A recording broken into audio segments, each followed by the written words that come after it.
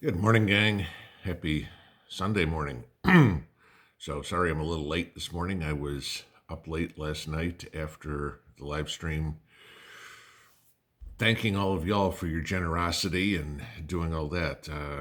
Got up this morning and there was still some more new contributions to the food drive. So, I think we're going to make a lot of people, give a lot of people a full belly here for the holidays. So, that was good. So, thank you very much.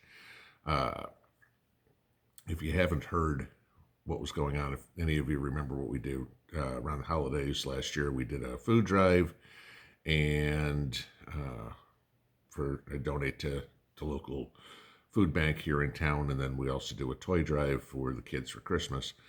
But that was all in the live stream last night. So if you're interested in that, you can go check that out. But we've at least right now pretty close to doubled what we did last year. So this is going to be pretty cool. But what I want to talk about this morning is not really news related, but the what we're seeing in the news kind of makes us think a little bit. Right? We all know the world's getting a little crazier and crazier and crazier every day, and we are in the beginning throes of SHTF. I don't care how you slice it, okay? Economically, politically, socially, racially, geopolitically. I mean, I quickly saw a story this morning. It'd be interesting because I'd love to hear Constantine's feedback that Russia is now planning to invade Ukraine sometime in January or February. That's coming out of reading that on RT, them reporting that that's what the U.S. media is saying. So, however it goes, but after watching his video last week, who knows what's going on over there? All right, because getting conflicting information.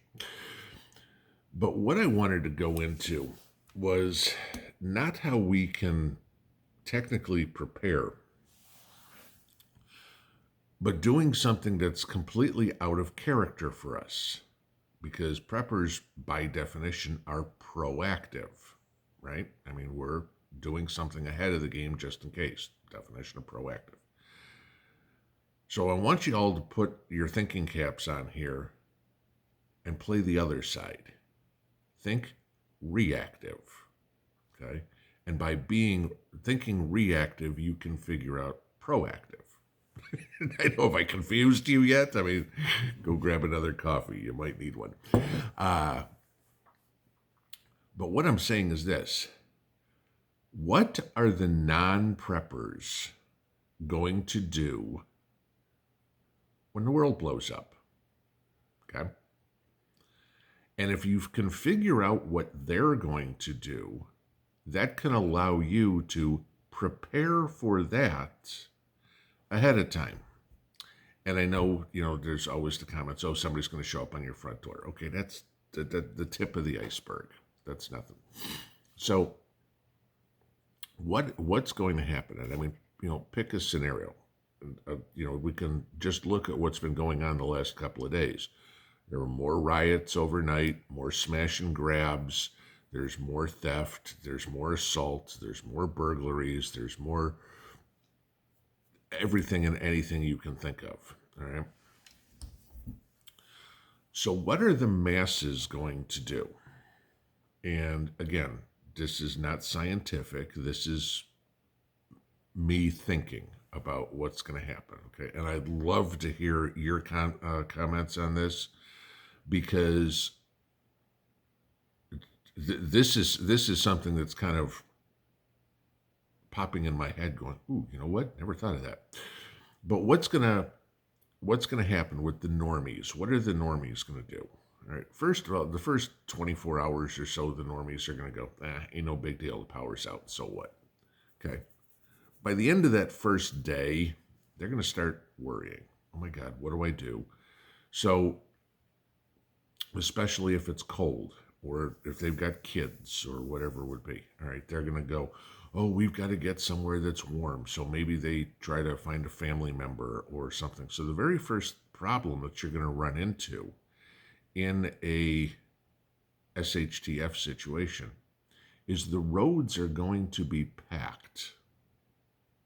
Okay, you want to get to your bug out location. You've got family that's trying to get to you.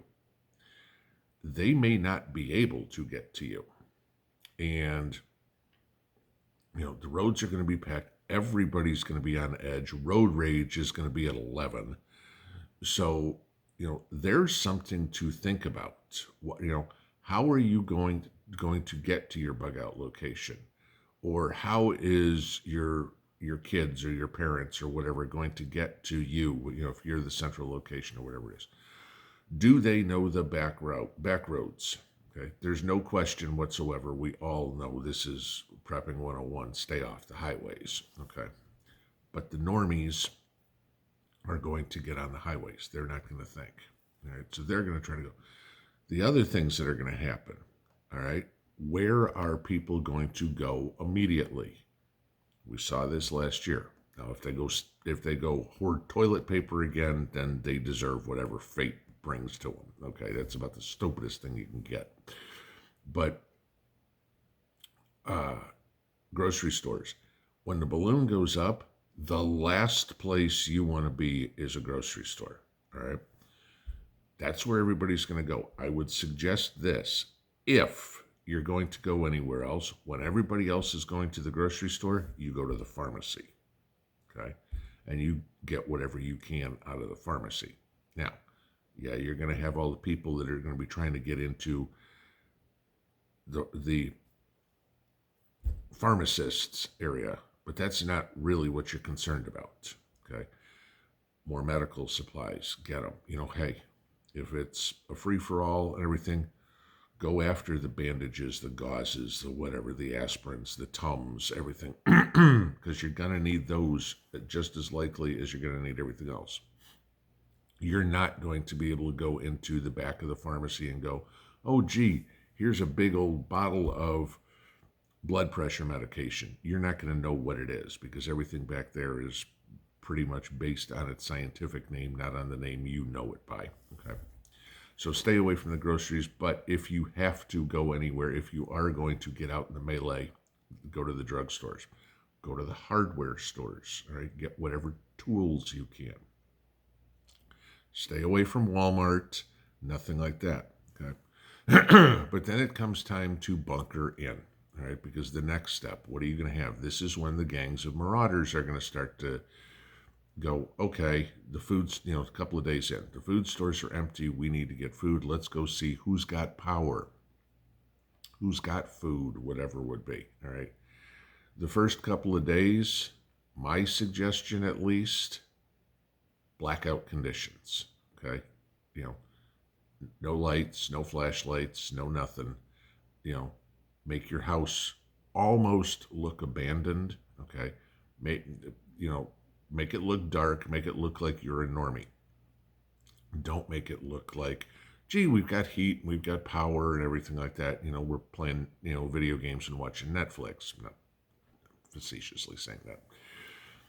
You're just going to be a magnet to everybody. Oh, they're warm, let's go in there. But you don't want to make your house look totally abandoned either, because then you could have people going, hey, there's a safe place, let's go in there and see if there's anything left over, and then you've got, a fight on your hands. So, what I would suggest in those first few days is, or what I would suggest now is, think like a bad guy, if you will, and what they're going to do, and then you can prep accordingly. That for a beginning prepper is a good way to start, especially something on your security. I've said many times, walk your property, see where your weak points are, your blind spots, et cetera, check those things out. But just an exercise for Sunday morning here is, all right, if I was not a prepper and if I had to save myself, what would I do? And then set up your defenses, if you will, to prevent it. Just a thought. Have a good Sunday. Pinball out.